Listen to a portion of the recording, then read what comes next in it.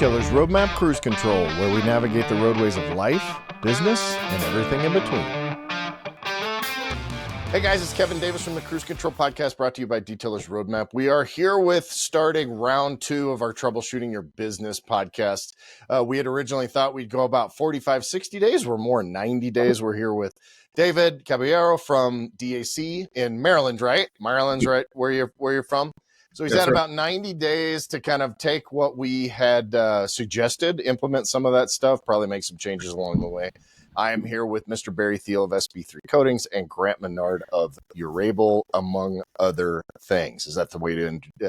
We announced it yesterday. Recorded with Michael yesterday, Abens, Yep. and we talked about your new role at Urable, which is super cool. But yeah, hey, stoked. so let's jump right into it. I went and grabbed kind of a screenshot here. I'm going to share my screen. Grabbed a screenshot of what we had talked about before.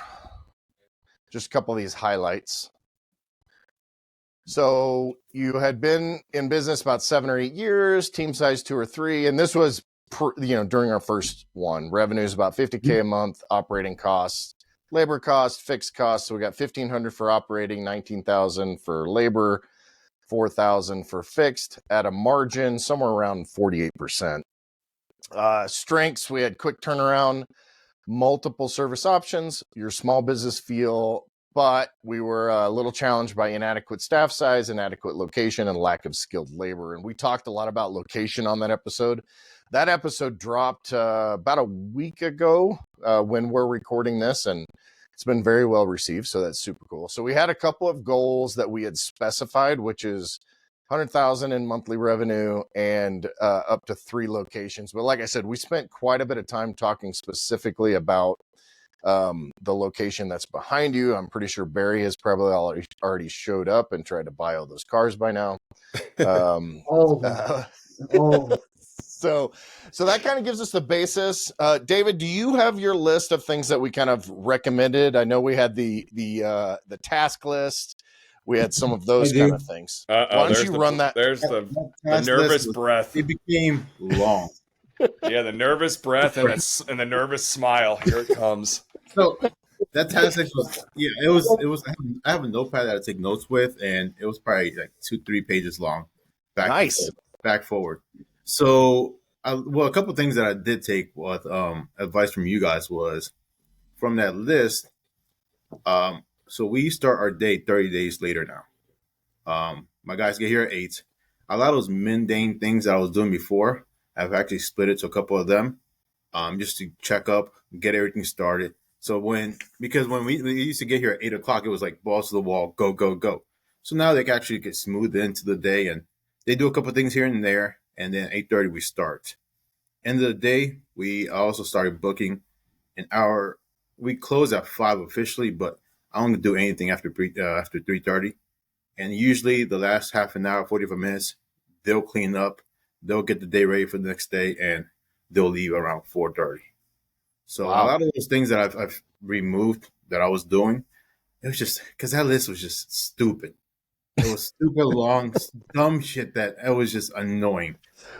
I mean, I was losing so much time doing just mundane things that has actually helped out a lot. And also have a new employee as well, so helping me with the shop. He's basically my shop assistant now, shop manager assistant. He's been my photographer for a long time, so he's helping me with the back end stuff, with clients and so forth. So it takes a little bit off of my plate as well.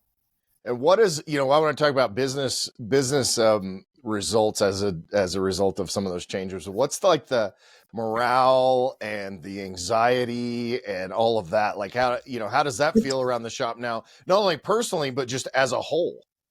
Well, one thing I've been fortunate that we've had a good morale here for as long as I've known. I've had these guys here. Like my assistant shop manager, now he's been with me the longest. He's been in school, just graduated with a business degree. So I've had these guys around me for a couple of years now. So I treat my guys well. I try to go above and beyond. That's good. Get them lunch. If day ends early, go home, go relax. I try to be as nice as possible with them, but they also know that when they see me pissed, it's it's get to work, Yeah. kind of thing. So, but the morale it's good. I can't complain about that, honestly. There's no infighting or anything. They all have their specific jobs that they do, and we get along pretty well. So can't complain about that. But I would guess that would make for a little bit more of a relaxed, just on you and on them as you've changed some of those process, right? A lot. So December was our busiest month ever, but then also took 10 days off to go on vacation. Wait a minute. I don't believe you, because December is the worst. December is supposed to be the worst month ever for detailing jobs. We did 61,000, and it took a 8-day trip to El Salvador with my wife. Sick. Dude, congrats. Okay, thanks very much for everybody listening. We'll just stop this podcast right there because that's freaking awesome. Yeah, so the last 3 months, since I talked to you guys, we've taken 4 trips. Wow. Within those months, and still continue what we're doing. And how many trips had you taken in the previous 12 months?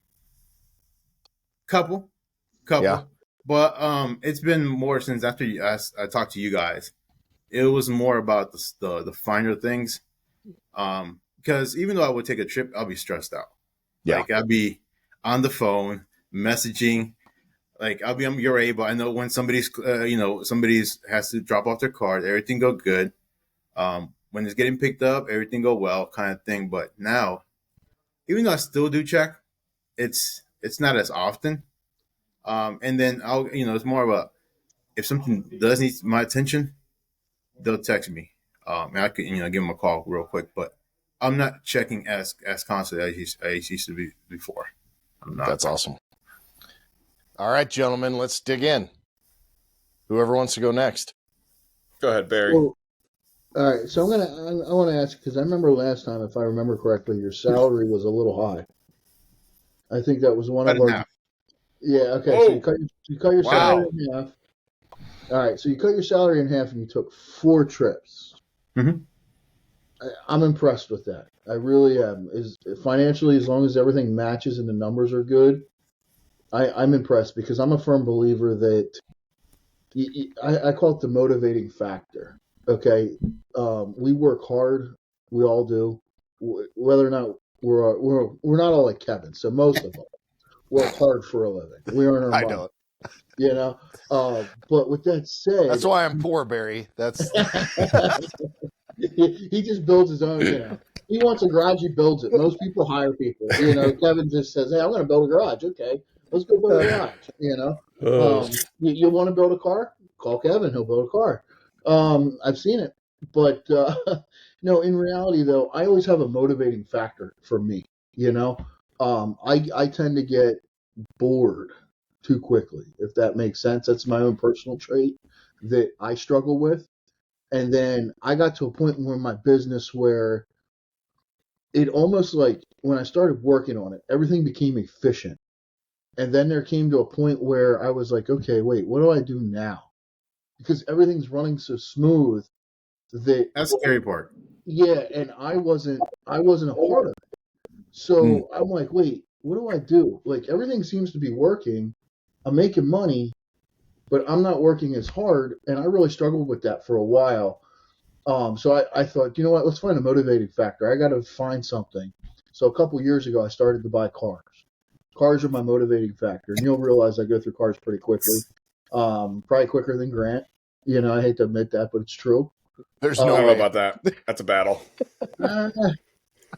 It might be close. I think. If I go back, I can count. I've had, well, I don't want to say them, but I've probably had about 6 or 7 cars in the last 2.5 years, to give you an idea. I think there was the E63, the SLK, the Maserati, the Panamera. I'm not going to count them, but let me count them.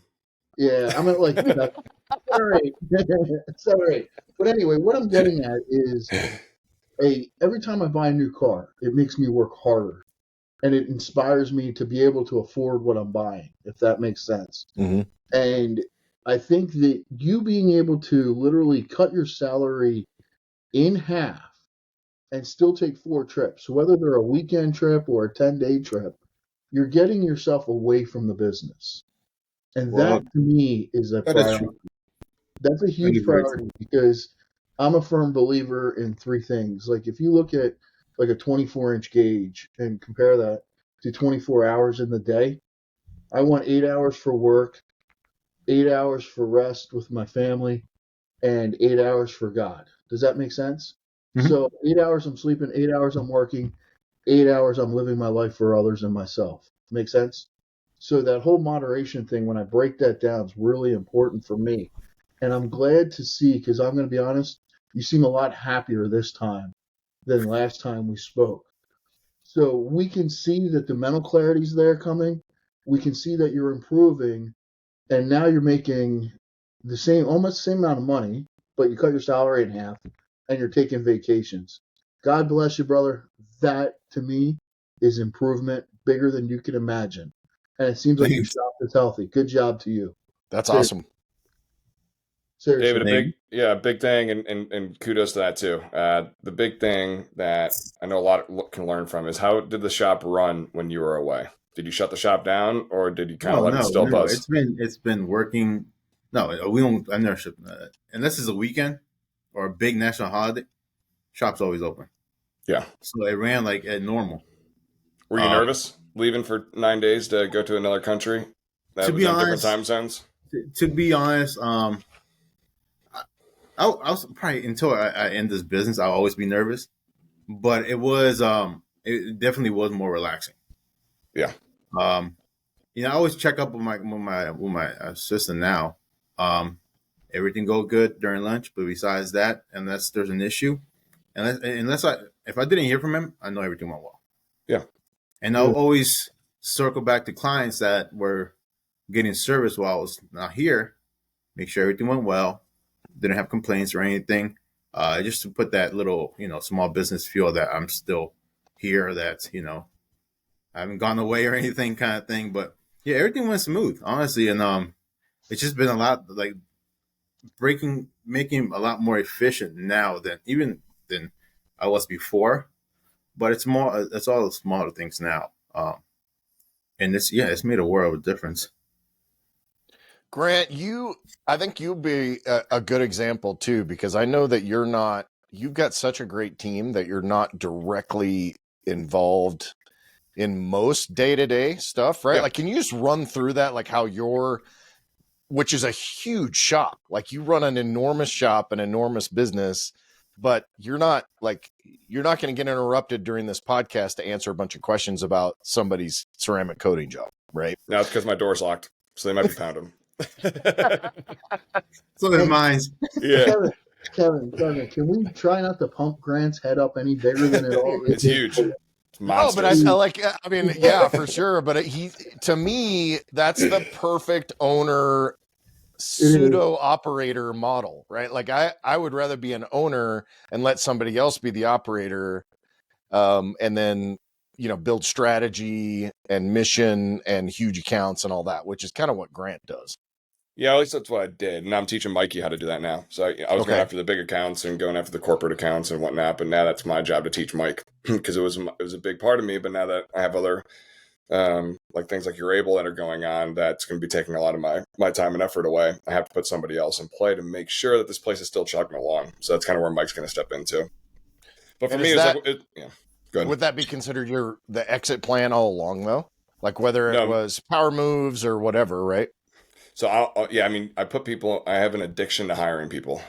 So I hire quick, I hire fast, put them in a position. It's typically a position of things I don't want to do. Kind of like that three tier, right, David, that you went over? Yeah. Like I know you probably hired somebody already. Correct me if I'm wrong. We go over that in a second, of somebody that you just didn't want to do. So all I want to do is become a solutionist. Bring me problems. Yeah. Like all I do all week, which is very minimal now, is what's the problem? Let me see what we can face it, and let me see if we can come up with a solution together. But now it's changed away from me being the problem or me being the solutionist, and now I'm starting to train our team to start thinking of, okay, how does Grant's mind think? And now I'm starting to put that energy out there so they can start thinking the same way. But for me, Kevin, to answer your question, I just hired quick and I hired fast. I went into debt for my guys, knowing that the clients would come down the line as long as we built the operation. So that's kind of how I made it happen those first 3 years was just hiring and hiring. That's a Gary V thing. He basically says hire fast, fire faster, which is faster. Yeah, basically really you bad at that. hire. Yeah. So Yeah, because I hate and firing. Yep. I know I'm not a fan, but if you are, it depends on how good you are at hiring, but no matter how good you are at hiring, eventually you're going to have to fire people just for their own good or for the business's good or for, the good of all mankind. Yep. That's going to 100%. happen. So, Yeah, it will. Yeah, so that's kind of how I built the operation. I mean, there's structure in place, right? You got to have. I looked at this as a business, Yeah. And the main question I asked when I started this is it sellable? And for years, it was not sellable. Nobody would come and pay me a goddamn dime for this place. But that changed about 2 years ago. So 2 years ago, once we got in this facility, everything changed. And I remember the first time I walked in, I was like, "Holy shit! I could actually sell this place." And that's when I realized I had a true business, an actual running, operating business. Cool. Yeah. What else we got for David? I asked you about you, but I knew you were about to ask David something. So yeah. So David, obviously we gave you so much, 90 days ago, 2.5 pages front and back. How did you go and disseminate it all? And how much legitimately, like if you could, like percent wise of everything that we talked about, how much did you actually put into action? And you could say like 1%, or you could say 100%, which I know is not, but there's so much. So how much would? To be honest, probably about 50 to 60%. Perfect. Because right after I got off with you guys, so the whole thing with my salary last time was I wanted to have a nest egg. I wanted to be debt free personally and business wise. I had accomplished that already. So like you made it very clear that I couldn't continue doing it to the business. So that's when I split the salary. I cut it in half right away. Talked to my guy, my media guy, who's now my shop assistant. He's always been asking. I knew he was going to graduate soon. He's wanted to be more involved in the business. He's the one that I've always depended on when I'm out of the country to check in people. So he knows how the business works already. So, I told him, was he interested? I made a list for him, the things he would be doing. And he said, no problem.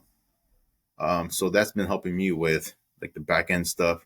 For me, I've been focusing a lot more. Well, still, I do all the PPF here, but more on sales than anything else. Honestly, that's been the biggest thing. So not doing all of that, he's taking that off my plate has been a big relief.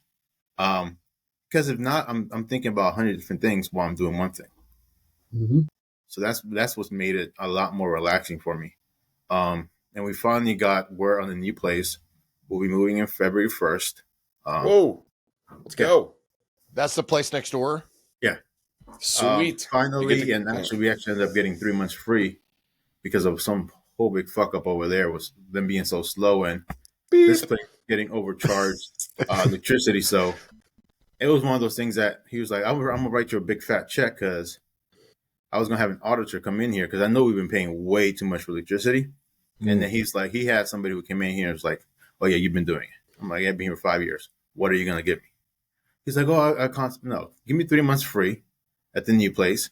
Let's call it even, and we have a fresh start. You're like, all right, nice. Oh, What happened to the cars? They actually been out. He's been like the last month. They've been getting towed. The place is already looking more empty. So when I move in February 1st, it's gonna be completely clean. Nice. So we'll probably still be here. When we get that place, we're gonna build it in phases. So when we get the first phase, which is what people come in, the waiting room, stuff like that, we get that situated, and then slowly we'll build the rest. So. Does that income that you save, that 50%, is that supported this move for the business? So I've had this money already saved to the side because I knew I wanted to do a big change already. So that's why I've been waiting and waiting. I've been saving.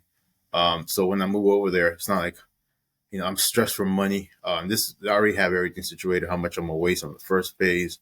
That's money I already put aside. So that's why I'm not stressed about the move. I'm just ready to go. And like my mentality has really changed a lot more after you guys because it's been more of a more prone to business thinking than anything else.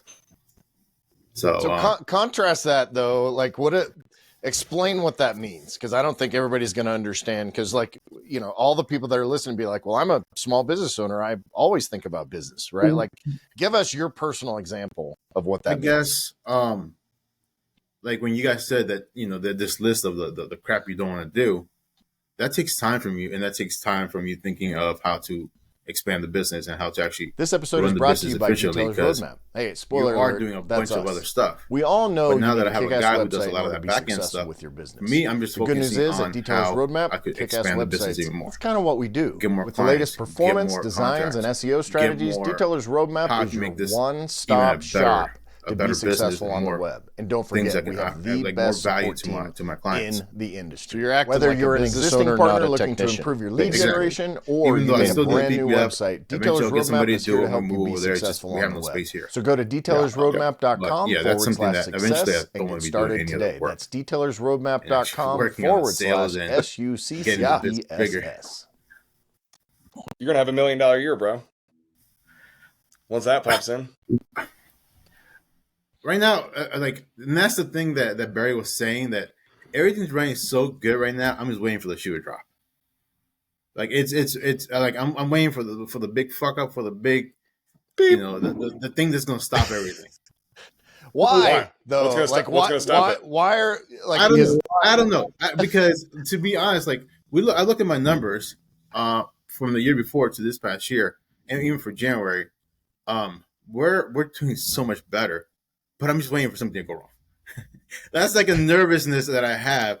Something's gonna go wrong. Well, yeah, we always think of the worst case scenario. That's an entrepreneur. That's a great entrepreneur, because then you're set and you're ready for when that situation, if it does happen, you already know what the solution is. You've already thought about it 15 times. And that's one thing that I've actually been focusing a lot more since I talked to you guys was, what can go wrong? How can I prepare for it? What can go wrong? How can I prepare for it? What can go wrong? And I do that constantly. So, and by thinking it over and over, I'm actually putting actions to prevent that from happening if it does happen. But it still doesn't take away the feeling of some shit's gonna go wrong. It can't be going this good. So it's one of those. I guess you can't take that feeling away, but I mean, I kind of go into things expecting to fail, but in the way that you do it, which is if and when it fails, how do I pivot out of that and then learn from that and go on to the next thing, right? Like that's, it's that risk mitigation mindset versus impending doom mindset. yeah. So because the impending doom mindset can be paralyzing as you're doing, decision making. So it's okay to say, look, these are potential risks, and this is how I mitigate those risks versus I'm just waiting for something to go completely off the rails. So I would just, mindset has a lot to do with the entrepreneurial journey for sure. Not to get all woo-woo about it, but. So how are you feeling, David, with your mind? Is your mind getting clear, feeling better with stuff, thinking better?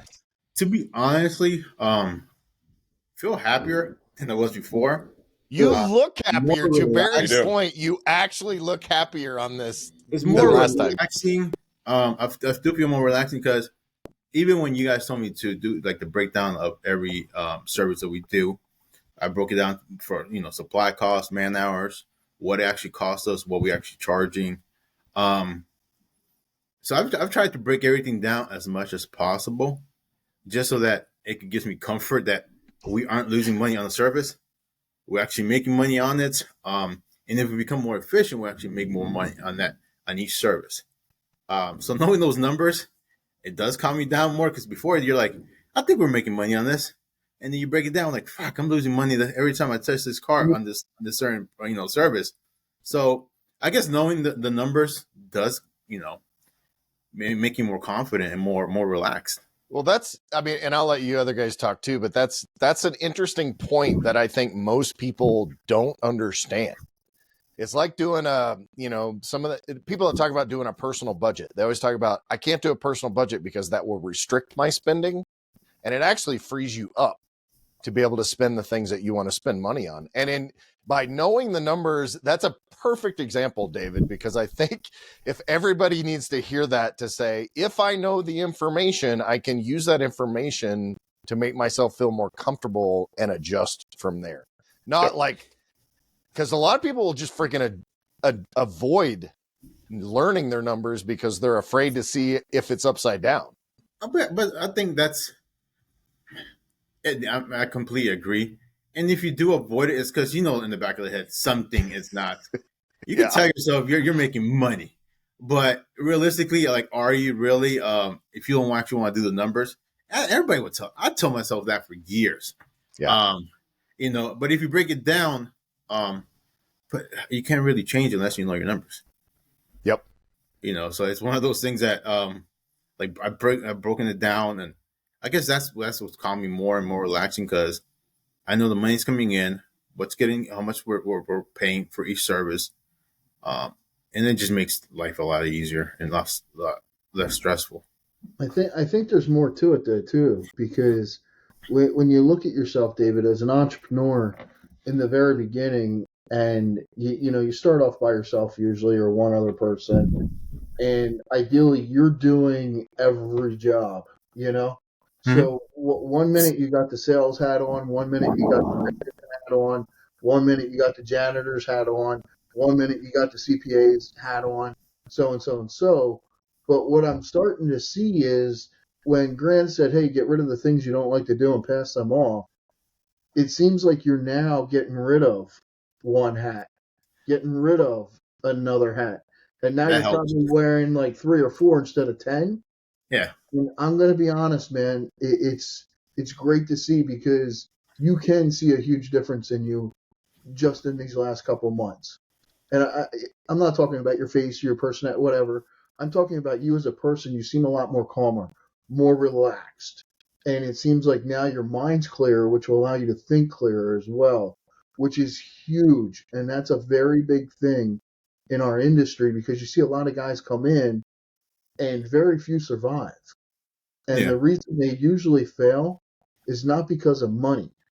They usually fail because of mistakes that they've made by being afraid to challenge themselves to bring on that extra employee or to bring on like a CRM like you're able or whatever's out there. They're afraid to put the money into the website to invest, you know, and our business is an investment on ourselves.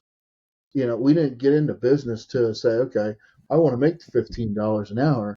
And if you did, you're in the wrong business. You've got Yeah. into business to make money, provide for your family, and to provide a service. Numbers are important, very important. I'm glad to see, man, that you're really taking this serious and moving forward with it. I got to commend you for that because I know it's not Thanks. easy.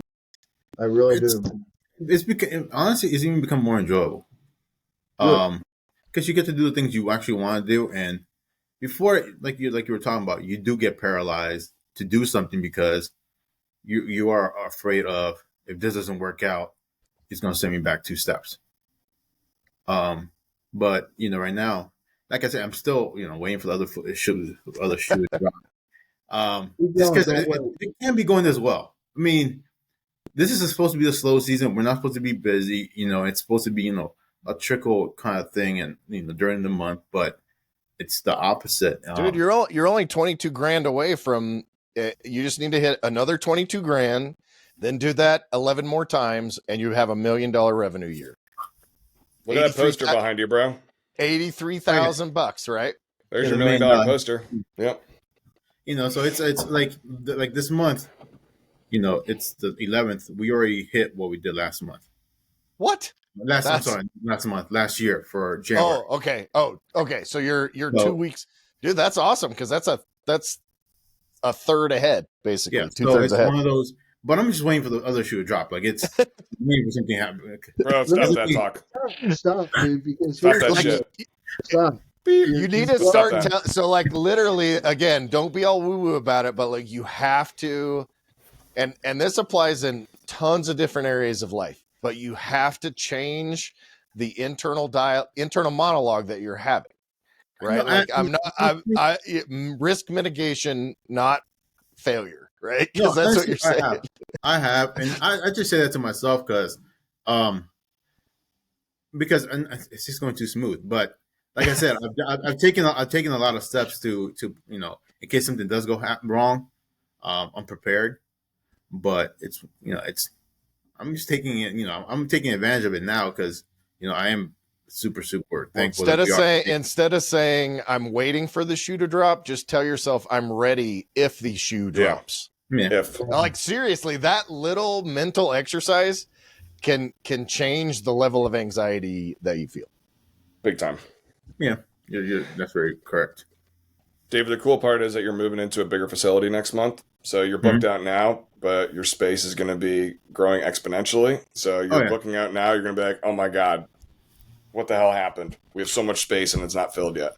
So just get ready for that. Your space was a major, I mean, obviously it's changing in a couple of weeks. Space was a major reason for your growth restrictions. But now that you have that coming into play, you're going to need to add more sales, add more specimen in place to make up now for that bigger space, which is pretty cool. I'm stoked to see once you implement. Dave, here's the other thing too. You implement this stuff real quick. It's been 90 days. Okay, you got to really keep on that. So the 50 to 60% that you've implemented from everything that we discussed, really keep attentive to that, and then slowly trickle in the other stuff that we talked about and see if it works. But don't lose sight and say, "Oh, I've done it for 90 days. It's now a forever thing." Make sure that you're really being attentive to this moving forward. No, that's one thing. I always want to keep improving on what what we're doing, and also I want to keep lessening the stuff that I got to deal with. Yeah, like you said, remove those hats eventually, completely, and just worry on one thing. Do you guys want to walk through that FU list? but yeah. What is the FU list? Which one? The long list? Yeah. The third column, which is usually the long list anyway, right? I eventually just don't want to do anything laborious anymore. That's why. That's pretty short. And basically, just I enjoy the sales. I really enjoy that. Like I'll give a lot of credit to when we had changed marketing company right before I got on with you guys last time, and it's been a 360 change from what I was using before. Like they've been awesome.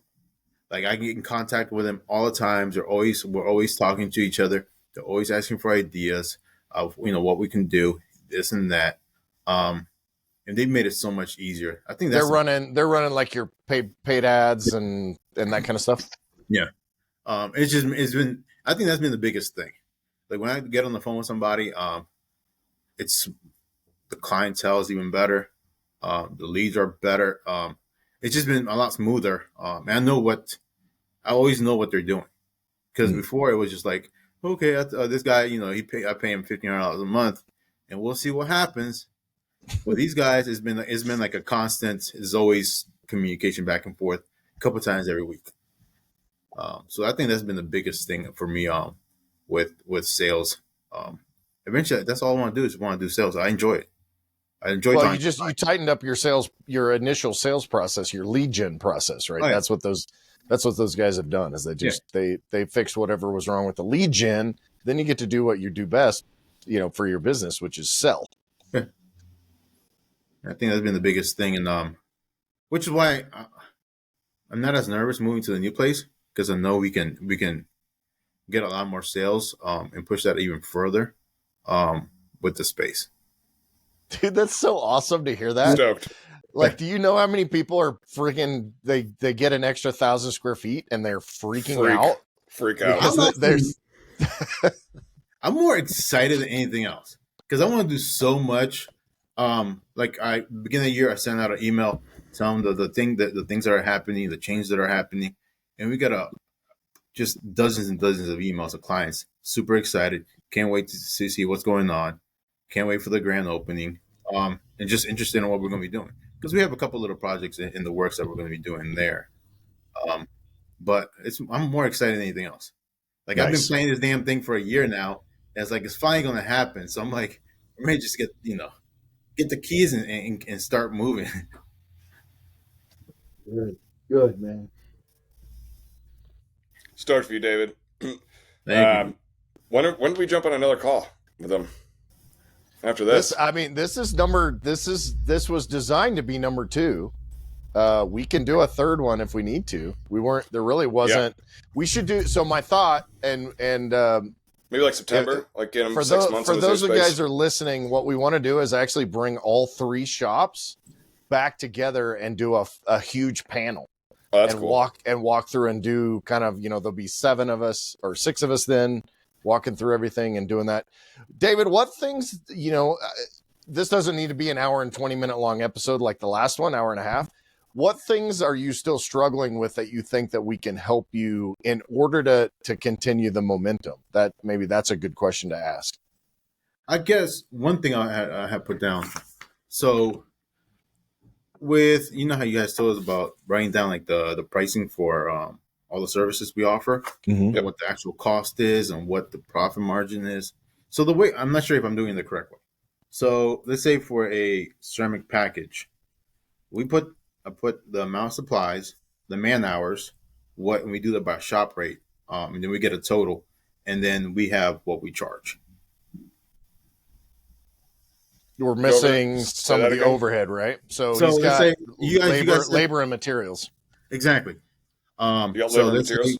Yeah. Mm-hmm. All right, cool. So we can figure out one part of this, which is your shop space. What does it cost per bay to actually operate it? So you got to add all your expenses up. So we have a shop rate of $125 an hour. That's your price, or that's your cost? That's with cost, overhead. I did the whole thing with So I did the whole thing with supplies warehouse. They have like this whole little, and then they have the course, and then they have actual sheets of how to do your overhead, your labor cost calculator, your materials.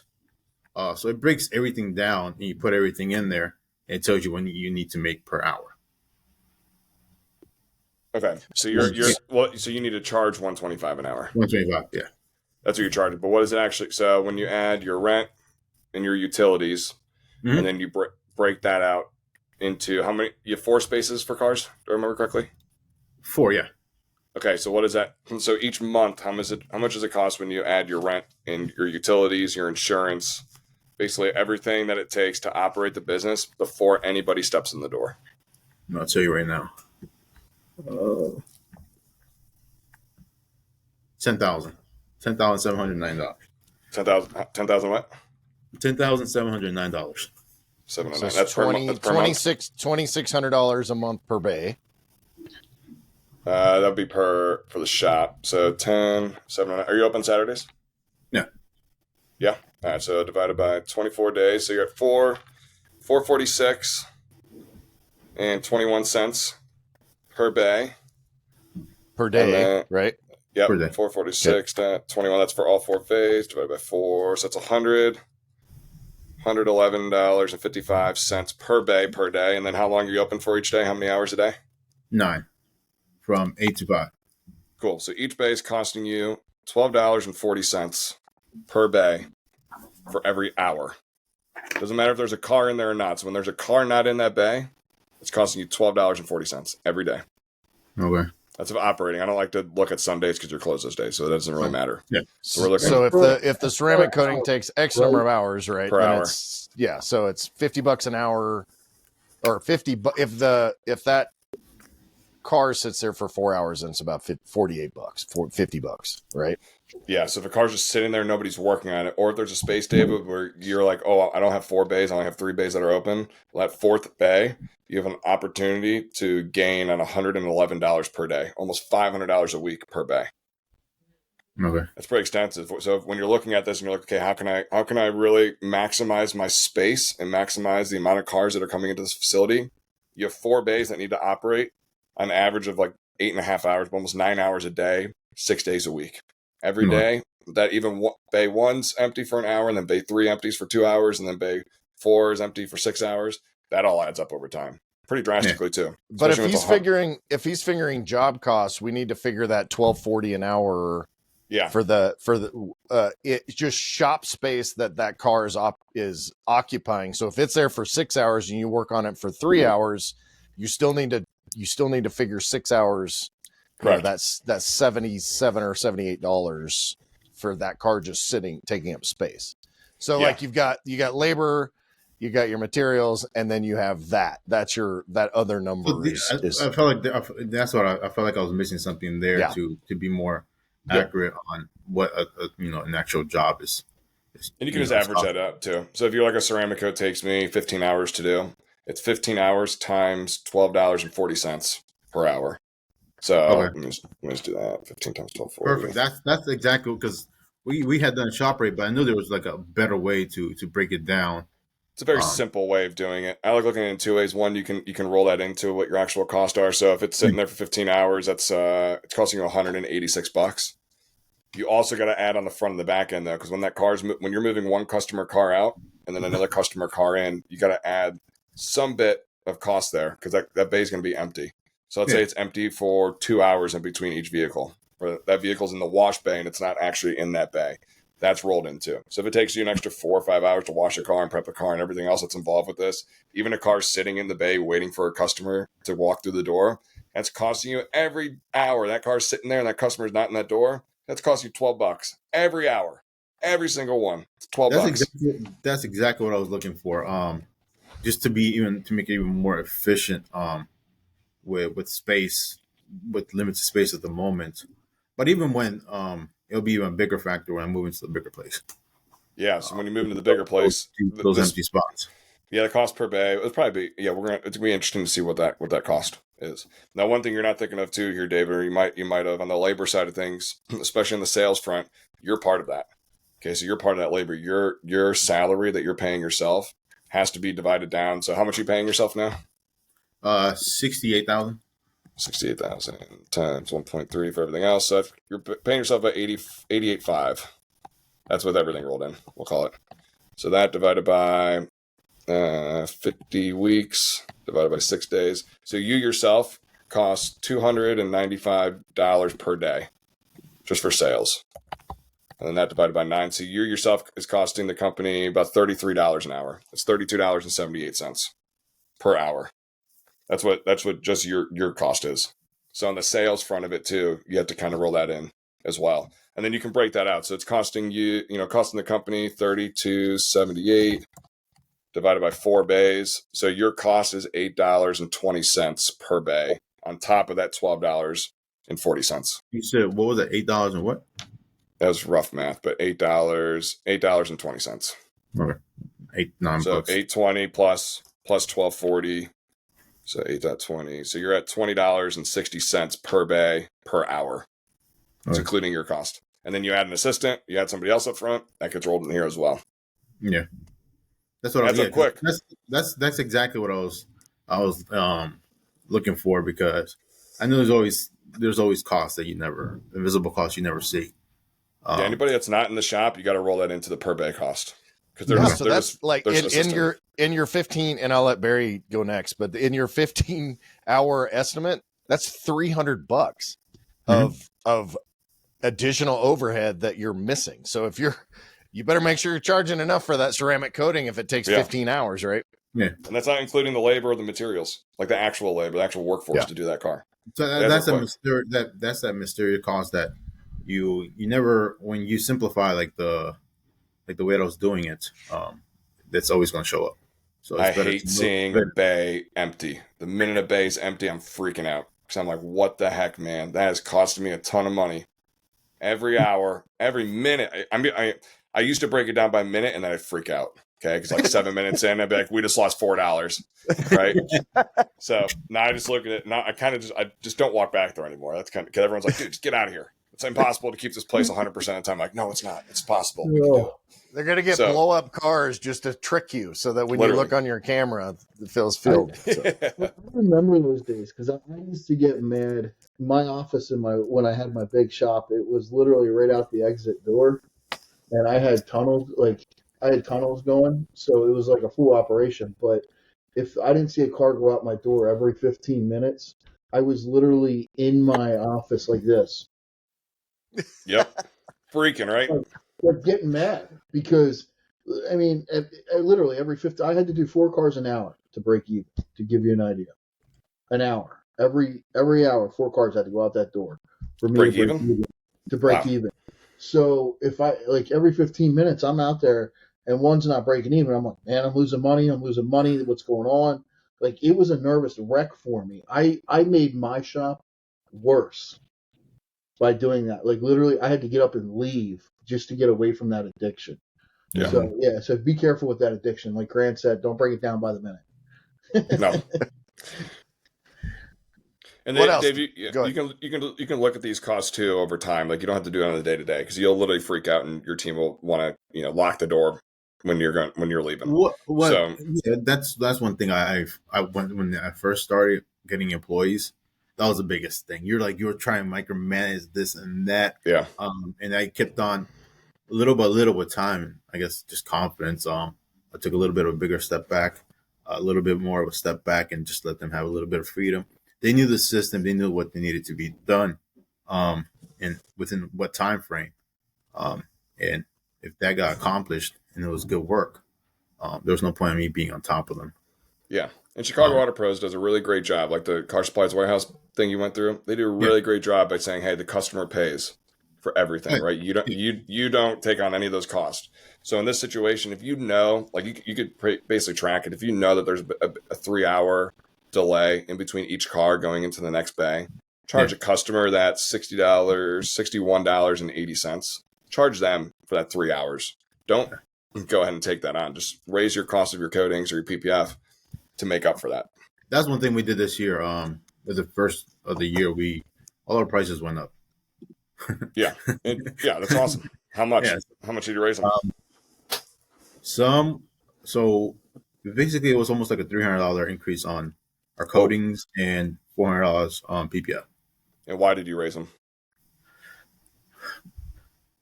I guess I didn't want to be like when I started breaking down the numbers. I was like, I should be able to be more profitable with what we're doing. So I just thought that it was a couple of years that we had stayed at one certain price. And also, I know around here, people are charging a lot more than we do, especially if you're going to Virginia. So I was like, I know we can, the area can support it. What's your plan when are you going to revisit that price increase and raise them again? Actually, probably in the beginning of next year. We'll keep it for this year. Just that's been another reason I did that, because with the marketing, we are putting a lot more people from Virginia, which is one thing that I've been trying to do for a while. It's weird because we are 10 minutes from Virginia. There's a big ass bridge in the middle, but there's this thing that Virginia people don't come into Maryland unless they have to, and Maryland people don't go into Virginia. So it's always been that struggle of trying to get people from Virginia over into Maryland, because there's just a lot more money in Virginia. And I mean, if you drive down 40 minutes into Virginia and you get into Loudoun County, all the big ass shops are in Loudoun County. They're all within basically 10 miles of each other.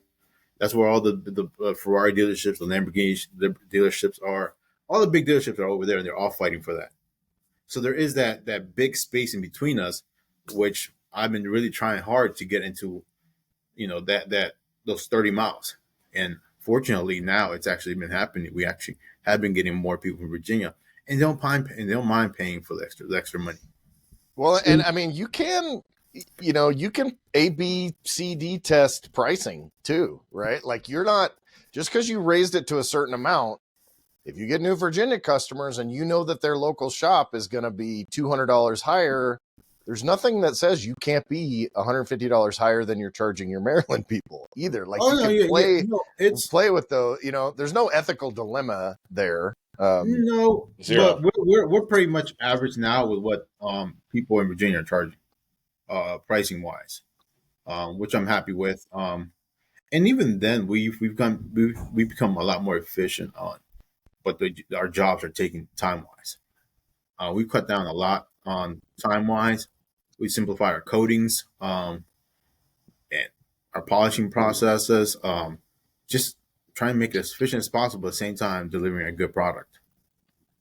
We like our coatings. We literally have 3 coatings for 3 or 4 coatings, then we can do a complete car. Before we had 6 different coating companies. Depending on the package, the guys were guessing this and that. All that went away. Now, literally, the same coating we can use on 2 parts. The glass is one, and the interior is another, and the outside uses one coating, and out the door. Great, it's efficient, big time. Yeah. That's one thing I've been doing, is breaking down the supplies, and then putting that into each package we have, making sure that it's profitable. Good. That's the way to do it for sure. You're on your Anything way, else David. anything else you thought of? At the moment, no. And I feel like I'm missing something that you guys gonna tell me. No. I mean, What's the honestly, next I think me, Grant, and Barry will stay home, and you can do the next 2 episodes. Yeah, Done. That I'll be very, very frank with you guys. Last time I was like, okay, I think we're doing pretty good. And it was after the interview, I was like, I feel like I got slapped around, and I was like, shit, You're like, it's not as good F as I those thought it guys, was. man. well, thanks for coming back. Yeah. No, I went home and I told the wife. I had told her I was going to do the interview. She had to go. I was like, there's some shit we need to change. And then I started implementing it right away, and it's been for the better, honestly. I personally could not be happier with what what 90 days has done to your business.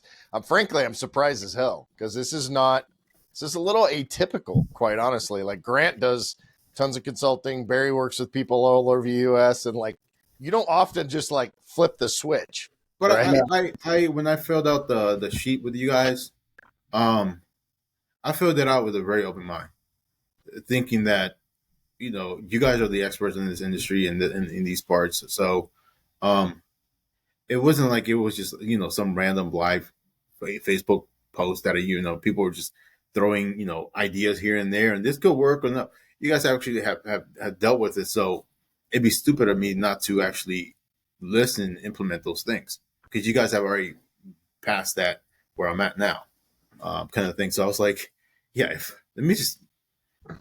was just like, let me. I know I can't be doing everything right, so it'd be stupid of me not to take advice. Nice. That was the biggest thing. You should be proud, David. You really should. Big time.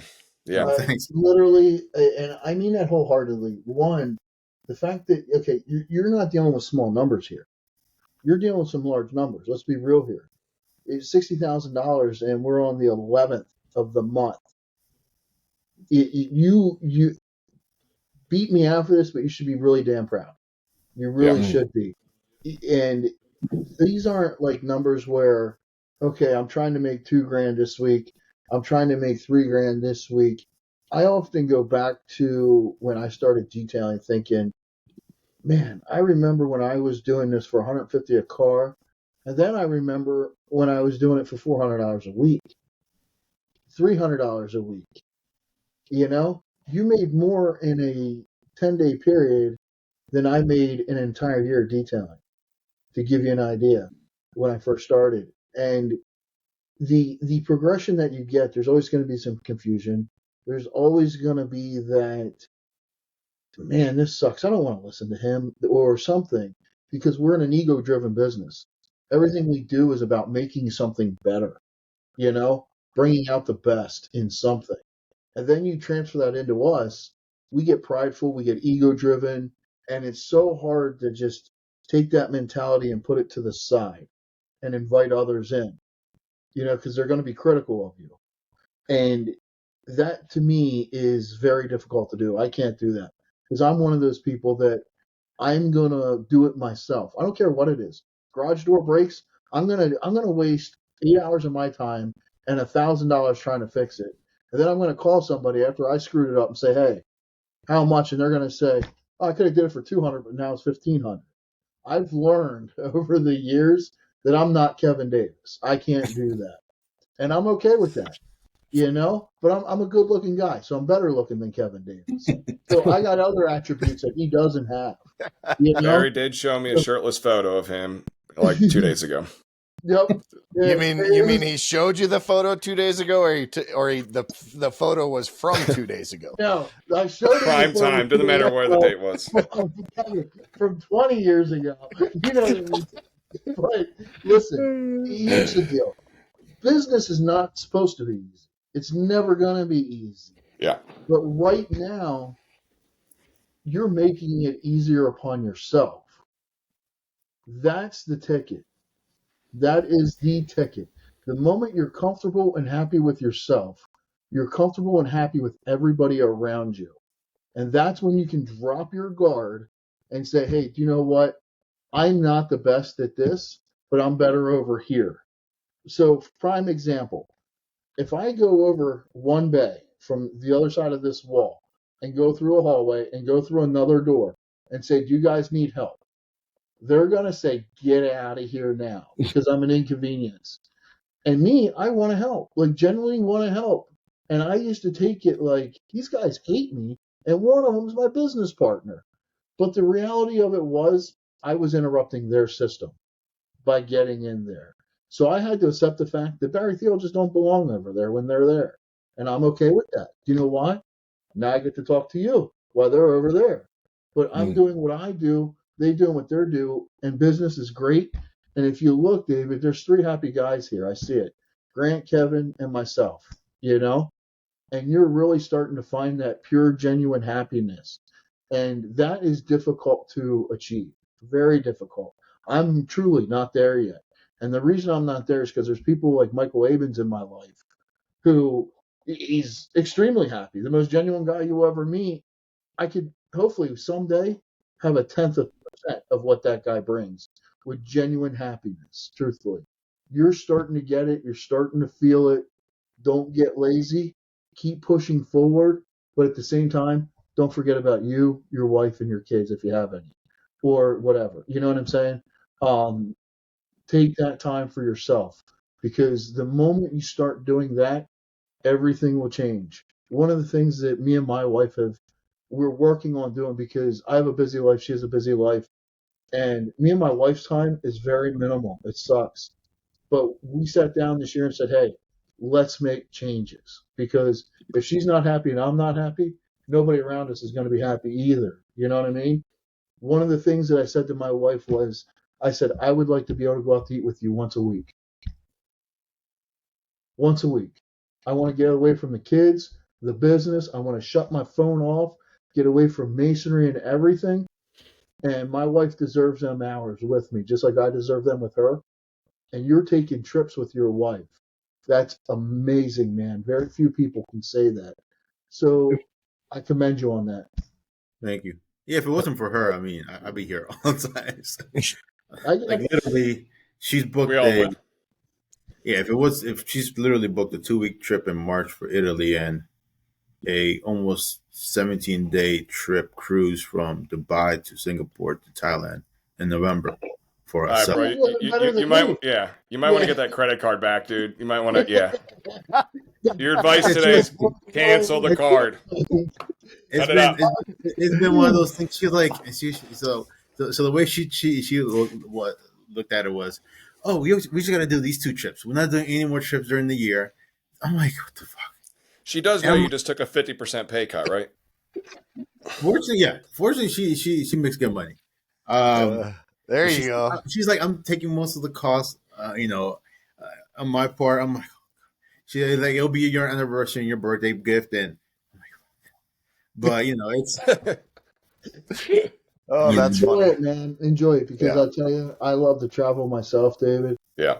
And there's not another blessing that when you can get out and see other people's cultures and other people's lives, and just in the United States alone, how different the United States is between Montana and Pennsylvania. And then you look at like Detroit, it's completely mind blowing the difference in cultures. Oh yeah, soak it in and enjoy it, man. I never had a passport until before I met her. So Nice. we've gone to a lot of different places now.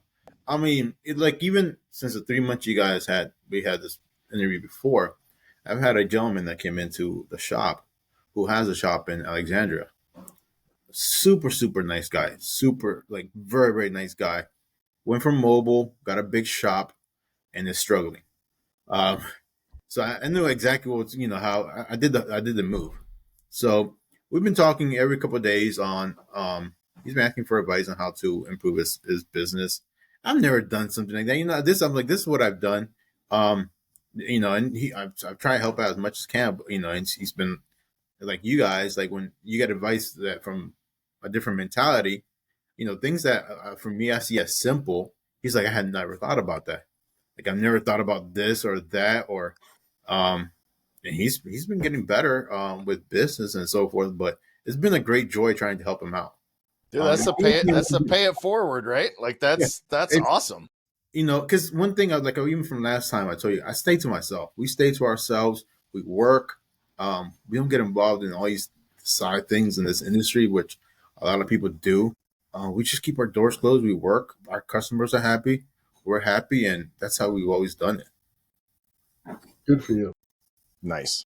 Well, I mean, I do want to bring you back again. We'll see if we can get a full panel. We're going to try to get these next couple of guys in. MTE's coming up when we're recording this, so somewhere around the next couple of weeks, next few weeks, we'll try to get these guys in, and then we'll just keep going. And if you need anything, you know where to reach us. And I'm super proud, man. That's amazing. Great job, David. Thank you guys very much for thank you guys for the advice. Very much. You got it, brother. You rock. Should be very all proud right. of yourself and your team. Thank you. $50,000 commission checks to all three of us, right? Yep, I agree. I'll just take a trip to Italy, bro. Yeah, we'll take a trip to Italy. Italy, Dubai. You take, I don't want to overstep, but feel free to pack me. I'm already freaking out. Like, how much is the chicken going to cost? I'm like, I tripped to Dubai and Singapore and Thailand.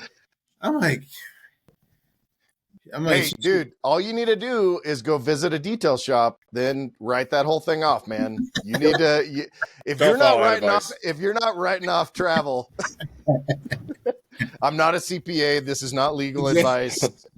Let me just say that out front. So, that was an Instagram reel. Somewhere, there's always a car show somewhere. Remember that. All right, guys. See ya. Head over to detailersroadmap.com and get your one-stop success solution today.